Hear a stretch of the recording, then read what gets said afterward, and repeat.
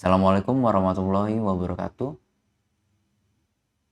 Halo teman-teman semua, balik lagi di video pembelajaran pemrograman dasar Java. Pada video kali ini kita akan membahas 3 topik utama, yaitu operator logika, pemilihan majemuk, penggunaan kelas input stream reader.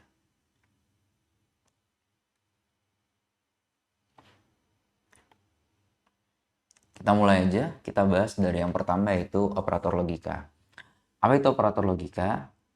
Operator logika adalah operator yang digunakan untuk menggabungkan dua atau lebih kondisi boolean menjadi satu ekspresi logika yang kompleks.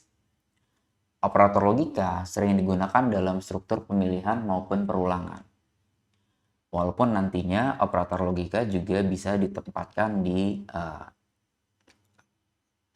sequence pemrograman ya, tidak hanya di pemilihan atau di perulangan. Jenis operator logika di dalam Java itu ada 4. Ada yang pertama logika AND dengan simbolnya tanda dan. Yang kedua ada logika OR, simbol di Javanya menggunakan tanda pipeline atau garis lurus. Operator logika yang ketiga yaitu logika XOR, simbol di Java itu tanda caret ada di atas angka 6 ya di keyboard itu. Yang keempat adalah logika NOT atau kebalikan, simbol di Javanya menggunakan tanda seru. Seperti itu. Lalu kita bahas apa operator logika AND. Operator logika AND itu punya sintaks di mana sintaksnya adalah kondisi 1 AND kondisi 2. Berarti kalau kita bilang sebuah kondisi tadi sudah dijelaskan sebelumnya, yaitu sebuah nilai yang berisi true atau false. Hasil daripada logika AND itu adalah true hanya jika semua kondisinya benar. Berarti kondisi 1 dan kondisi 2-nya true. Kalau dua-duanya true, maka dikatakan benar. Di sini analoginya adalah seseorang dikatakan lulus jika nilainya lebih dari 70 dan kehadirannya lebih dari 80%. Di sini berarti ada 2 kondisi yang membuat seseorang itu boleh lulus. Yang pertama, nilainya lebih dari 70 dan kehadirannya lebih dari 80. Nah, contoh di sini boolean is lulus sama dengan nilai lebih dari 70 sini ya. Dan N kehadiran lebih dari 0,8. 0,8 ini berarti 80% ya. Nah, sistem out parallel is lulus. Is lulus di sini true hanya jika kedua kondisinya terpenuhi. Contoh misalnya di sini nilainya 60. Berarti di sini 60 lebih dari 70. Kondisi pertamanya false. Dan kehadirannya lebih dari 0,8. Di sini kehadirannya 0,2 contohnya misalnya. 0,2 lebih dari 0,8 false. Maka keadaan ini jadinya false. Jadi siswa atau mahasiswa ini ya mungkin tidak lulus gitu ya. Nah, jadi misal lagi contohnya adalah kalau nilainya 90, kehadirannya 90%. Nah, nilainya 90 true karena kondisi satunya dia lebih dari 70 dan kehadirannya 90% atau lebih dari 0,8. Berarti kondisi keduanya juga true, maka mahasiswa tersebut bisa dikatakan lulus. Nah, di sini kita punya tabel kondisinya atau tabel kebenaran untuk logika AND. Sini kita lihat ya, ada kondisi 1, simbolnya P, terus lalu ada kondisi 2, simbolnya Q. Nah, maka P dan Q hasilnya apa? Kita lihat kondisi satunya kalau P-nya true, Q-nya true, maka hasilnya adalah true. P and true, P and Q yaitu true. Kondisi satunya atau P-nya true, Q-nya false, maka P and Q jawabannya false. Kondisi P-nya false, Q-nya true, P and Q jadi false. Kondisi 1 false, kondisi 2-nya false, maka P and Q-nya jadi false. Jadi kita lihat di sini logika AND hanya menghasilkan nilai true jika nilai kedua kondisinya adalah true. Biar gampang kita coba langsung di praktikumnya aja ya. Jadi misalnya di sini logika N. Ya.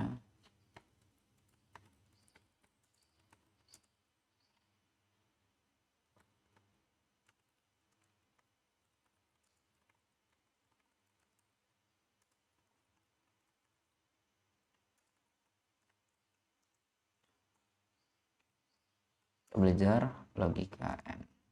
Nah, hasil true hanya jika semua kondisi terpenuhi. Ini berarti di sini true ya, gitu. Contoh misalnya tadi kita punya nilai integer nilai sama dengan 80. Kita punya kehadiran, karena presentasi misalnya kita pakai double aja, kehadiran sama dengan tadi lebih dari 80%, berarti anggap aja kehadirannya 90% atau 0,9 gitu. Terus di sini ada boolean is lulus. Is lulus itu nilainya harus lebih dari 870 dan kehadiran harus lebih dari 0,8.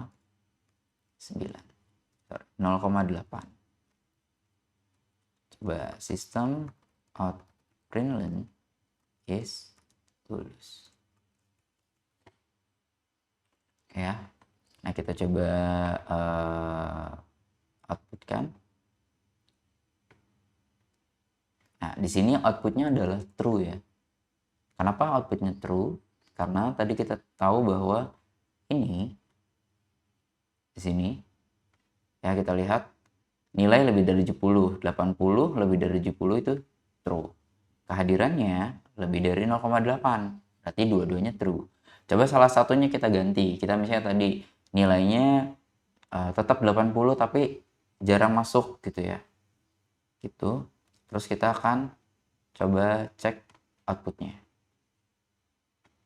Nah, di sini outputnya adalah false.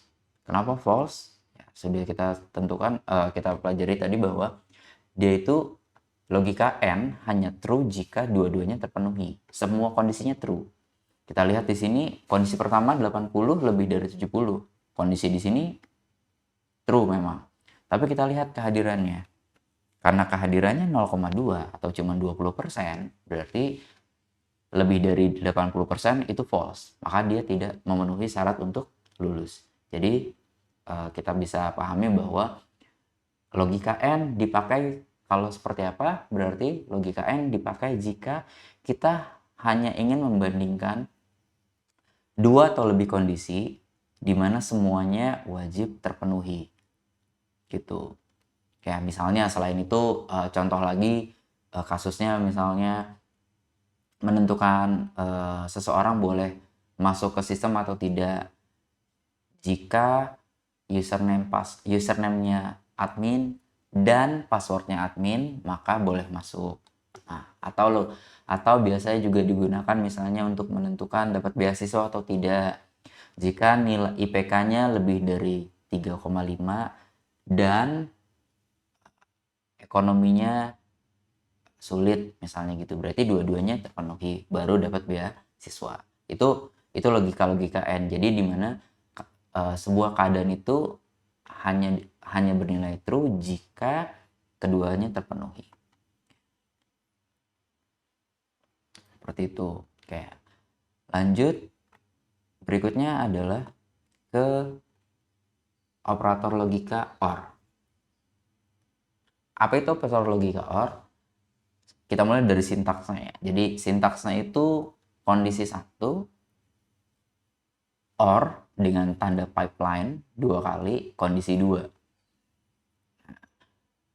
Nilainya true jika minimal satu kondisinya benar atau satu kondisinya true atau satu kondisinya terpenuhi. Jadi nilainya true itu jika ada aja satu yang nilainya true. Nah, analogi gini, dapat diskon jika dia member atau total belanjanya lebih dari 1 juta. Di sini misalnya, bolehan dapat diskon jika dia is member, ya, is member berarti kalau nilainya true atau total belanjanya lebih dari 1 juta. Nah, contoh misalnya di sini, dia bukan member. Di sini bukan member ya. Karena bukan member, berarti kondisi satunya false. Berarti dia apakah member? Bukan. Berarti di sini false. Belanjanya 2 juta. 2 juta lebih dari 1 juta itu true. Dapat diskon nggak? Dapat. Kenapa? Karena dia pakai logika or atau. Karena salah satunya terpenuhi, yang mana terpenuhi sebelah kanan. Maka dia dapat diskon. Nah, kita lihat tabel kebenarannya. Tabel kebenarannya itu adalah kondisi 1 kita simbolkan dengan P, kondisi 2-nya key, P or key. True berarti P-nya true, key-nya true berarti true or true, jawabannya true. Karena salah satunya benar. Minimal ya, salah satunya benar. Ini adalah dua-duanya. True or false. Kita lihat di baris ini. Minimal satu ada terpenuhi, ada di sebelah kirinya true. Berarti jawabannya adalah true. False or true. Yang ada true-nya ada sebelah kanan, berarti dia dapat true. False or false. Jawabannya false. Kenapa? Karena tidak ada salah satu yang terpenuhi. Karena kan syaratnya tadi minimal satu aja benar, dia jadi true. Oke, lalu bagaimana di pemrogramannya? Kita contohkan dalam pemrogramannya. Logika OR.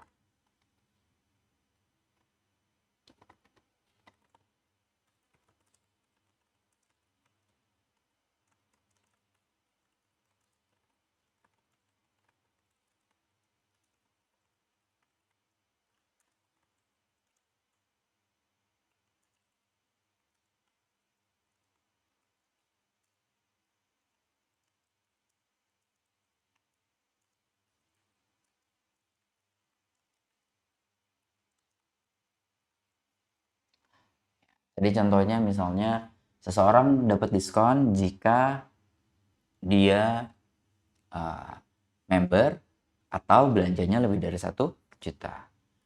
Bolehan is member. Misalnya ada orang dia bukan member, berarti false. Lalu kita lihat integer total belanja. Misalnya tadi kan lebih dari 1 juta dia baru dapat diskon. Anggaplah kita belanjanya tadi 2 juta. Gitu ya. Kita lihat bolehan get discount is member atau total belanja lebih dari 2 juta. Nah, sorry, 1 juta. Ini ya. Ini kita ini dulu aja. Oke. Terus sistem out println get discount. Kita lihat hasil daripada logika OR-nya ya. Nah, kita tadi kalau asumsi tabel kebenarannya sebelumnya adalah kalau kita masukkan dulu is membernya false, berarti kondisi pertamanya tidak terpenuhi. Kita lihat kondisi kedua, total belanjanya 2 juta, lebih dari 1 juta, berarti dia true. Berarti false or true, harusnya outputnya adalah true. Kita lihat ya. Nah, dia dapatnya adalah true. Untuk yang logika ini. Gitu ya. Ini untuk yang sebelah sini. Ini jadi true. Karena salah satunya terpenuhi. Atau kita coba lagi, misalnya dia member, tapi total belanjanya sedikit, anggaplah cuma 500.000 gitu. Oke, terus kita running, dia dapat true juga, gitu. Kenapa dia dapat true? Karena dia member, walaupun dia belanjanya tidak lebih dari 1 juta, salah satu terpenuhi. Sekarang coba dia bukan member dan belanjanya juga tidak lebih dari 1 juta. Harusnya logiknya adalah false. Kenapa? Karena dua-duanya tidak ada yang terpenuhi di sini. Gitu ya. Yang pertama false, yang kedua juga false. Berarti nilainya pasti false. Oke. Itu logika OR ya. Lanjut lagi ke logika XOR. Logika XOR itu adalah logika dengan simbol caret. Ini ya simbolnya. Ada di, kalau di keyboard itu di atas angka 6 gitu. Tetap dia pakai dua kondisi atau lebih ya sebenarnya. Hasilnya akan true jika hanya satu kondisi yang benar, tapi tidak keduanya. Contoh di sini analoginya yang paling simpel gini ya. Pintu itu terbuka jika tombol A ditekan atau tombol B ditekan. Tapi tidak boleh dua-duanya ditekan. Gitu. Ya, jadi tidak boleh keduanya. Jadi kalau ada dua-duanya mencet tombol A sama B, pintunya jadi nggak kebuka. Tapi pintu itu bisa dibuka kalau nggak A ya B. Itu bisa ngebuka pintunya. Tapi kalau kita tekan dua-duanya jadi nggak bisa. Nah, kira-kira gitu tuh analoginya. Nah, kita lihat di sini, tombol A itu true, tombol B itu false. Berarti satu kondisi terpenuhi, tapi dua-duanya nggak terpenuhi. Jadi, tombolnya pasti terbuka. Nah, kita lihat analogi di tabel kebenarannya ya. Lihat kalimatnya, jika hanya satu kondisi yang benar. Kita lihat kondisi satu apa? True. Ini kondisi satunya true nih. Berarti paling tidak pernyataan pertama terpenuhi nih. Hanya satu kondisi yang benar. Tapi kita lihat kondisi kedua. Kondisi keduanya juga true. Maka jadi tidak bisa. Kenapa? Karena dia jadi false hasilnya. Tapi kalau kondisi satunya true, kondisi duanya false, nilainya P XOR Q jadinya true. False XOR true jadinya true. False XOR false jadinya false. Kenapa false? False karena tidak ada satu kondisi yang benar. Gitu. Analogi simpelnya mungkin gini ya. Mungkin aturan pernikahan di Indonesia membolehkan pernikahan itu laki-laki sama perempuan misalnya. Kondisi satunya jadi minimal tuh harus laki-laki nih, minimal harus laki-laki. Minimal harus laki-laki, tapi nggak boleh keduanya. Contoh, kondisi satunya laki-laki, true. Nah, kondisi duanya pasangannya juga true juga nih, laki-laki juga. Jadi nggak boleh tuh. Nah, kondisi pertama atau yang orang pertama itu true, dia laki-laki. Kondisinya bener nih. Kita lihat kondisi keduanya. Oh, kondisi keduanya false, bukan laki-laki. Berarti boleh nikah. Atau kondisi yang pertama, dia bukan laki-laki. Tapi kondisi keduanya dia laki-laki, maka boleh nikah. Yang keempat, kondisi pertamanya bukan laki-laki, false. Kondisi keduanya juga bukan laki-laki, false juga. Apakah boleh? Tidak boleh juga, jadi false. Nah, kira-kira gitu ya. Jadi, salah satunya harus true, tapi nggak boleh dua-duanya jadi true. Nah, itu hasilnya jadi false. Berarti gambarannya kalau sama nih nggak boleh gitu. Ya, itu kapan itu digunakan di dalam pemrograman itu cukup jarang ya, cukup jarang gitu. Itu cukup jarang digunakan. Tapi simbol ini ada, jadi kita harus pelajari. Kita coba langsung ke praktikumnya aja. Logika XOR. Ini ya.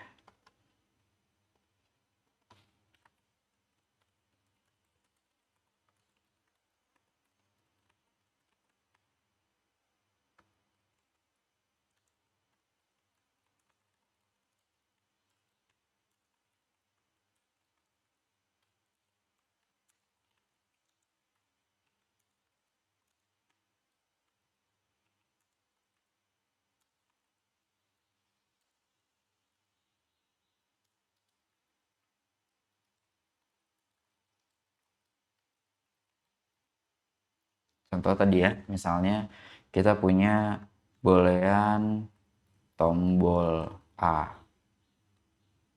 sama dengan true. Boolean tombol B sama dengan true. Gitu. Lalu kita cek boolean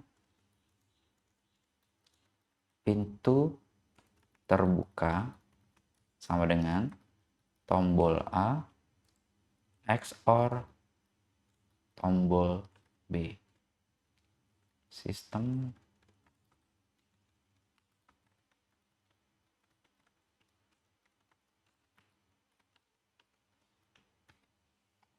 ya. Nah, kita coba cek outputnya. Ini outputnya false. Kenapa? Tadi kita lihat ya bahwa dua-duanya sama, true sama true. Gitu. Walaupun kondisi satunya benar, tapi nggak boleh dua-duanya benar. Nah, coba kalau kita cek ini, kita ganti false. Lalu kita jalankan lagi programnya. Nah, kok outputnya jadi true. Kenapa? Karena sekarang si logikanya sudah terpenuhi ya. Satunya benar tapi nggak boleh keduanya. Nah, kira-kira gitu. Jadi ini pintu terbukanya, jadi nilainya adalah true. Jadi gitu ya, kalau untuk logika XOR. Yang berikutnya atau logika yang terakhir, kita punya operator logika namanya NOT. NOT itu termasuk ke dalam ternary operator, unary operator. Unary operator itu berarti dia hanya memerlukan satu nilai. Kalau tadi kan dua ya, kondisi satu, N, atau kayak penjumlahan. Harus ada dua nilainya tuh, A tambah B. Nah, kalau NOT itu cukup satu aja. Nah, dia diletakkan di mana? Sintaksa diletakkan di depan sebuah kondisi. Jadi hasilnya itu membalik nilai boolean, true jadi false, atau false jadi true. Jadi kebalikannya. Contoh, tidak boleh masuk jika belum dewasa.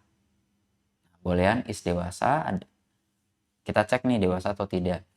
Kalau umurnya kurang dari 18, terus dibalik. Nah, ini sama aja. Kita ngeceknya umur lebih dari 18, tapi pakai not. Is dewasa, contoh nih, umur 25. 25 kan kurang dari 18. Berarti true nih. 25 kan kurang dari 18 itu false. Nah, karena dia false, ada tanda seru di depannya. Berarti dibalik hasilnya. False jadi not false. Not false itu jadi true. Maka di sini jadinya true. Dan dia kondisinya juga cuman ini ya, teman-teman. Bahwa kondisi satunya true, ya kebalikannya jadi false. Kalau kondisi satunya false, kebalikannya jadi true. Oke, kita coba langsung di praktikumnya. Logika not.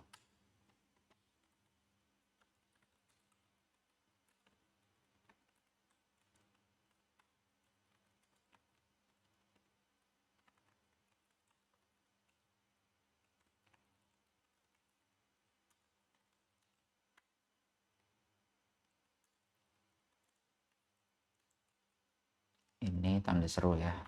Oke. Kebalikan dari sebuah kondisi. Contoh, tadi misalnya kita punya boolean is dewasa sama dengan umur kurang dari 18. Nah, coba kita cek integer umur sama dengan misalnya 10. Sistem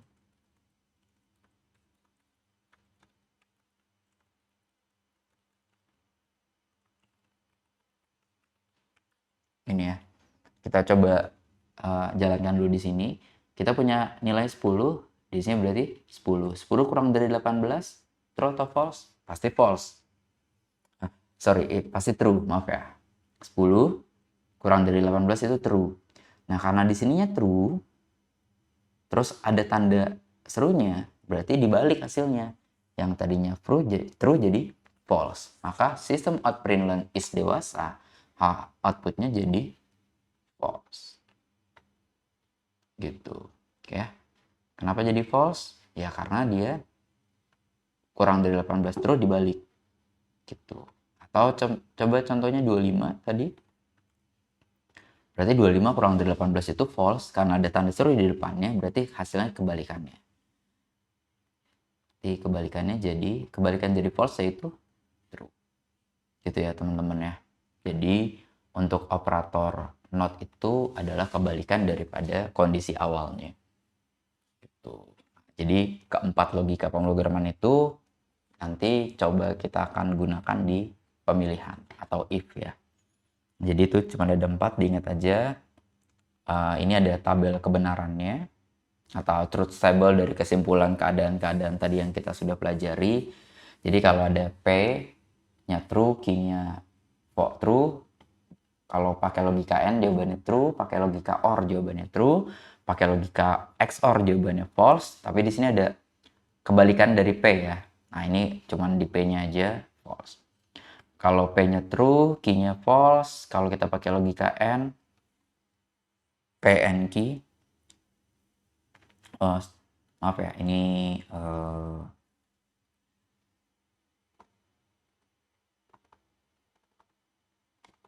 harusnya false ya. Oke, ini juga harusnya false. Ke copy dari sebelah sini. Oke. Gitu ya. Oke. Jadi ini false, false sama false. Oke. Nah, terus berikutnya ada yang namanya short circuit evaluation. Short circuit evaluation itu adalah di mana operator AND dan OR itu sifatnya short circuit. Apa itu? Coba contohnya gini. Jika kondisi pertama false, kondisi keduanya nggak akan dievaluasi atau dicek. Misal gini ya, kondisi satunya false, dia akan ngecek kondisi dua nggak? Nggak akan. Kenapa? Karena udah pasti jawabannya false, apapun ke belakangnya. Karena logika N, salah satunya dua-duanya harus benar kan? Nah, karena dua-duanya harus benar, ketemu di depannya udah false, dia nggak akan ngecek belakangnya. Atau kebalikannya dari logika OR. Kalau kondisi pertamanya udah true, mau di belakangnya false-nya 9 kayak, ada 10 kondisi false semua, tapi depannya udah true. Karena dia butuh cuma satu minimal true-nya, maka kondisinya atau kondisi yang kedua nggak akan dicek. Contoh di sini misalnya true, false sama true. Pakai apa? Pakai N. Nah, begitu di sini kondisinya false, di pemrogramannya itu nggak akan ngecek sebelahnya. Nggak peduli. Kenapa? Karena udah pasti false. Tapi kalau kita pakai logika true, yang pertamanya false, nggak apa-apa, dia akan ngecek yang kedua. Karena dia harus mastiin nih, ada nggak true-nya. Kalau ada jadi true. Nah, kalau kondisinya N, pertamanya true, dia akan ngecek yang keduanya. Buat mastiin dia true juga. Kalau nggak, nanti false. Gitu ya, itu namanya short circuit evaluation. Nah, itu cara kerja aja ya. Itu cara kerja aja. Oke, tadi kita sudah masuk di logika OR-nya. Nah, sebelumnya kita juga udah belajar di pemilihan if dasar ya. Oke. Nah, sekarang kita masuk ke if majemuk. If majemuk ini adalah struktur percabangan dalam pemrograman yang digunakan untuk mengevaluasi lebih dari satu kondisi secara bertahap atau bertingkat. Struktur ini memungkinkan program untuk menjalankan satu dari beberapa blok kode tergantung pada kondisi yang dipenuhi. Oke ya.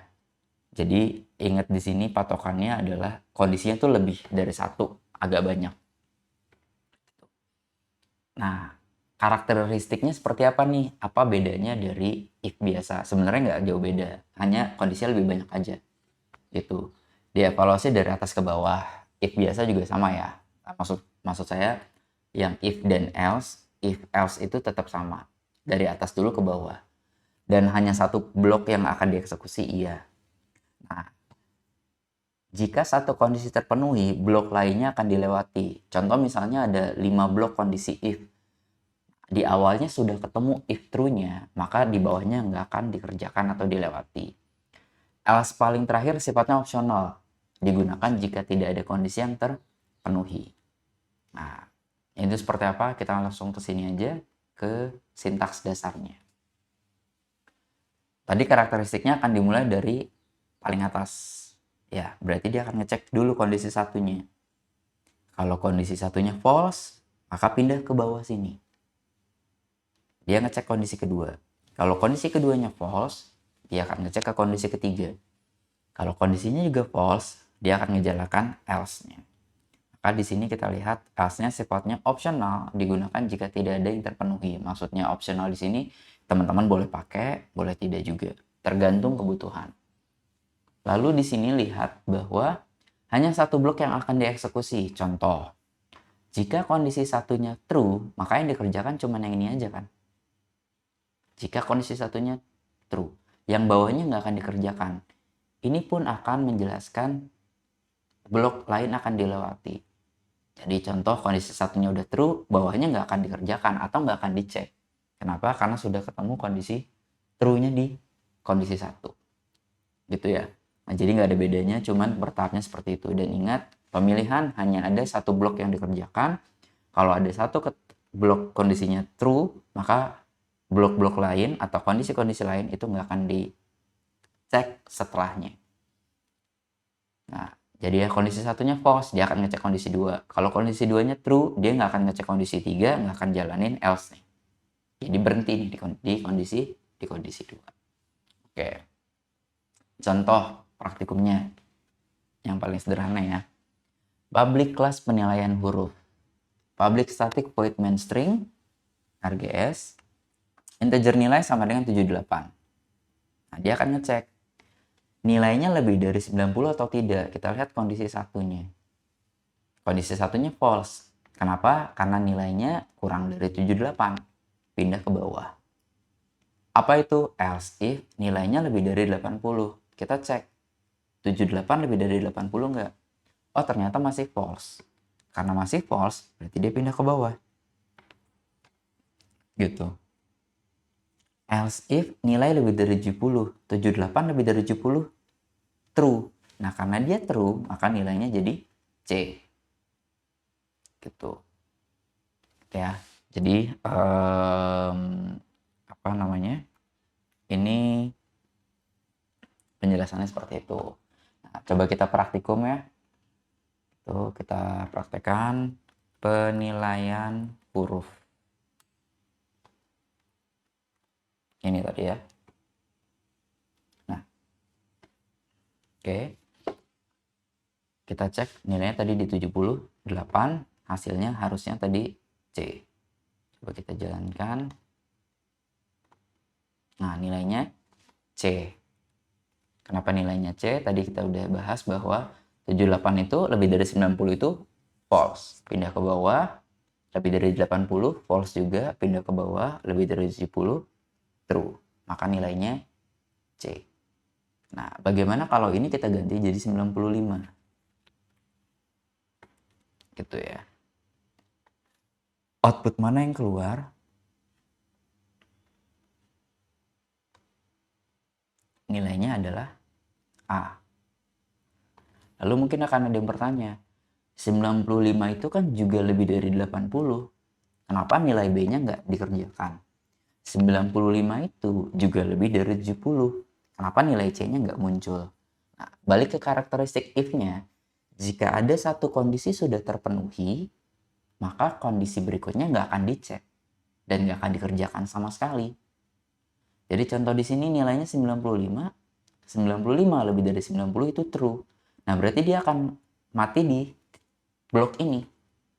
Setelahnya apa? Yang bawahnya nggak akan dikerjakan. Kenapa? Karena sudah ketemu true-nya di sini. Gitu. Gitu ya. Jadi itu penjelasannya kenapa 80-nya nggak dikerjakan. Padahal 95-nya lebih dari 80 juga loh. Ya, ingat. Kalau sudah ketemu satu nilainya true di awal, kondisi itu udah ketemu true-nya, maka if selanjutnya nggak dikerjakan. Kira-kira gitu ya teman-teman ya.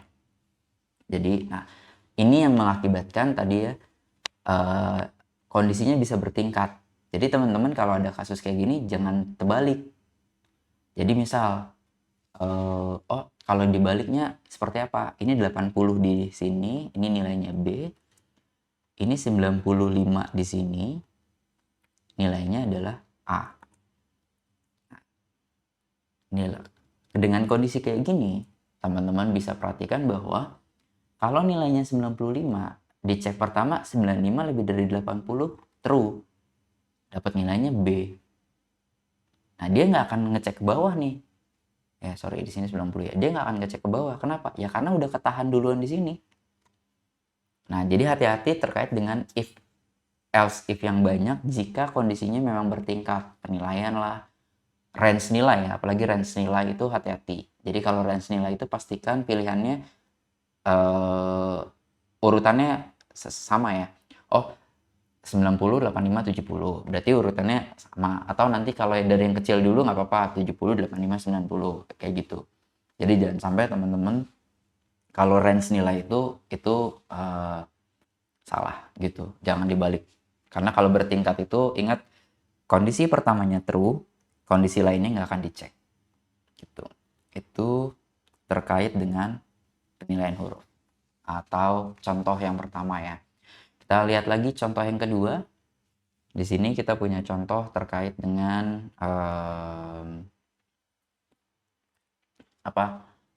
keterangan suhu. Ya, di sini kita punya keterangan suhunya. Contoh, suhunya 28, kalau kurang dari 0, suhu sangat dingin, hati-hati beku. Kalau suhunya lebih dari 0 dan, tadi kita pakai logic N-nya ya. Dan suhunya kurang dari 18, suhu dingin, pakai jaket. Lebih dari 18 kurang dari 30 normal. Lebih dari 30 dan kurang dari 40 suhunya agak panas, else-nya ekstrim berbahaya. Nah, kita lihat di sini. Ini sama, ini urutan. Nah, coba kita lihat 18, 30, 40, 18, 30. Jadi range nilainya sama nih. Gitu. Jadi kalau pakai range nilai boleh pakai logic N atau kayak ini. Ini juga range nilai ya, tapi ini nggak pakai N. Itu bisa. Dua-duanya boleh dilakukan. Ya, coba kita cek praktekkan di keterangan suhunya ya. Keterangan suhu. Oke. Ini. Nah, tadi kalau kita cek 28 ya, 28 kurang dari 0 itu false, berarti kondisi pertama kita buang, belum terpenuhi. Lalu berikutnya else if suhunya lebih dari 0, kita cek 28 lebih dari 0, true, kurang dari 18, false. Berarti true and false, jawabannya pasti false. Berarti kondisi kedua juga tidak terpenuhi. Kita lanjut ke kondisi ketiga, suhunya lebih dari 18, true kondisi pertamanya. Dan suhunya kurang dari 30, kita cek 28 kurang dari 30, itu true. Maka true and true, jawabannya true. Maka kondisi yang ini terpenuhi. Maka outputnya suhu normal, nyaman untuk beraktivitas. Nah, ini ya. Gitu. Jadi diingat, if itu kalau bertingkat atau banyak if-nya hanya dikerjakan, satu yang nilainya true, sisa ke bawahnya kalau belum dicek, nggak akan dicek. Gitu. Selama belum ketemu true-nya, akan terus tuh ngecek. Itu terkait dengan if majemuk, teman-teman ya. Jadi diingat, if majemuk itu biasanya lebih dari satu kondisi atau lebih dari dua kondisi, itu agak banyak. Lalu kalau rentang nilai, pastikan teman-teman logiknya itu berurutan, jangan dibalik, karena tadi kita sudah simulasikan pada saat nilai ini. Gitu. Nah, jadi di dalam if itu tadi bisa menggunakan operator logika seperti ini. Gitu. Nanti akan banyak contohnya, teman-teman bisa cari lebih banyak terkait dengan kasus-kasusnya. Kita lanjut materinya ke yang poin ketiga, yaitu input stream buffer reader. Jadi selama ini kita belajarnya sebelum ini pakai kelas scanner ya. Sekarang Java juga punya kelas juga untuk menginput, namanya input stream reader, digabungkan dengan buffer reader, karena input stream reader ini untuk membaca karakter dari sebuah input stream, bisa system.in, bisa dari buffer reader, bisa dapat dari file reader, itu banyak ya. Kalau kita baca file juga bisa pakai input stream reader. Tapi di sini kita cuma baca inputannya. Biasanya digunakan bersama buffer reader untuk membaca input secara efisien. Nah, termasuk dalam Java I/O. Nah, kalau scanner kan masuk ke dalam Java util. Nah, kalau input stream reader itu masuk di Java I/O. Lalu apa bedanya sih sama scanner? Gitu. Kalau kita bandingkan gitu, nanti kita akan lihat perbedaannya. dilihat dari tipe input. Nah, input stream reader, pembacaannya itu akan hanya bisa membaca, bukan hanya bisa ya, apa yang dia baca itu akan dianggap string. Kalau scanner, kita bisa langsung membuat tipe datanya itu apakah integer kah, double, atau string langsung. Kalau dari sisi kecepatan, input stream reader itu lebih cepat daripada scanner. Tapi untuk menentukan seberapa cepatnya itu butuh file yang besar ya, dalam artiannya pembandingnya itu harus besar. Kalau cuman inputan kecil sih harusnya nggak berasa gitu. Kemudahan lebih rumit input stream reader, scanner lebih sederhana. Nanti kita lihat ya rumitnya itu di mana. Exception handling, wajib harus ada exception handling dari I/O exception. Kalau scanner itu nggak ada, kecuali kita pakai file. Use case-nya kapan sih baiknya digunakan? Ya kalau file besar, socket, raw input, kayak baca file, segala macam. Kalau scanner itu lebih ke interactive user ya, kalau yang kayak selama ini kita gunakan gitu. Tapi teman-teman harus tahu pembandingnya gitu ya. Nah, kita lihat di sini gimana sih cara penggunaannya. Ini hasil jadinya. Tapi ini tidak terlalu jauh sama scanner. Di sini ada input stream reader, new input stream reader, balikannya system.in. Nah, input stream reader ini akan dimasukkan ke dalam buffer reader untuk dibaca sebagai buffer. Streamnya itu pakai buffer reader. Nah, jadi ini yang dibilang agak rumit karena kita harus mendefinisikan dua hal nih, input stream readernya sama buffer readernya. Oke, kita langsung praktikumnya aja, contoh input stream reader ya. Jadi biar nggak bingung, contoh input stream reader.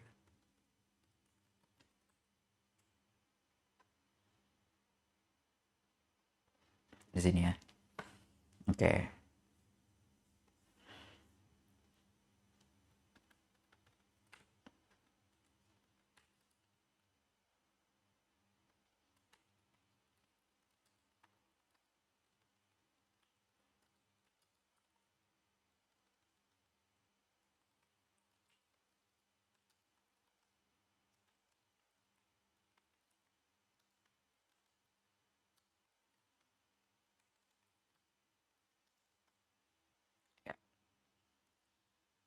Kita butuh input stream readernya ya.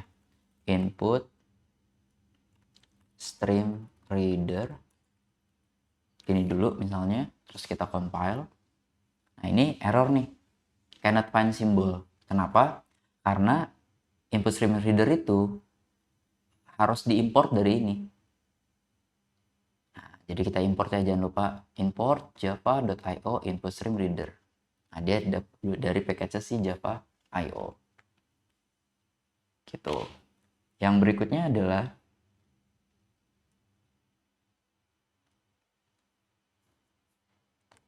kita buat objeknya, new input stream reader. Nah, dia butuh system. Ya. Sampai sini no syntax error. Kita lanjut yang kedua. Tadi input stream reader itu membutuhkan buffer reader, atau buffer reader sebenarnya juga butuh input stream readernya buat ngebaca. Jadi saling bergantung ya. Buffer reader BR, kita lihat compile dulu. Nah, BR-nya nggak ketemu karena dia harus diimport dari buffer reader. Sama dengan new buffer reader. Nah, ini error nih. Kenapa? Karena kita lihat dia nggak ketemu no font, constructor font for buffer reader yang no argument itu nggak ada. Nah, maksudnya no argument nggak ada itu di dalam sini tuh kan kita bisa bilang ini parameter atau argumen ya. Nah, di sini tuh dia butuh. Dia nggak boleh kosong. Diisi apa? Di sini dikasih tahu bisa diisi oleh reader. Nah, reader kita siapa? Input stream reader. Objeknya namanya apa? ISR. Nah, jadi kalau di sini ISR, kira-kira gini ya. Ini bisa kontrol, kita compile lagi, tidak ada errornya. Nah, kalau teman-teman mau langsung cepat, ini juga bisa ya. Jadi kalau kayak gini juga bisa. Tapi ini nggak perlu ada. Tapi jadi agak panjang nih. Nah, mendingan kita pisah biar rapi. Lanjut. Terus tadi gimana cara inputnya? Contoh system.out.println gitu, input npm atau input nama lah ya, nama. Kita lihat dulu misalnya kita mau naruh nama itu di tipe data integer.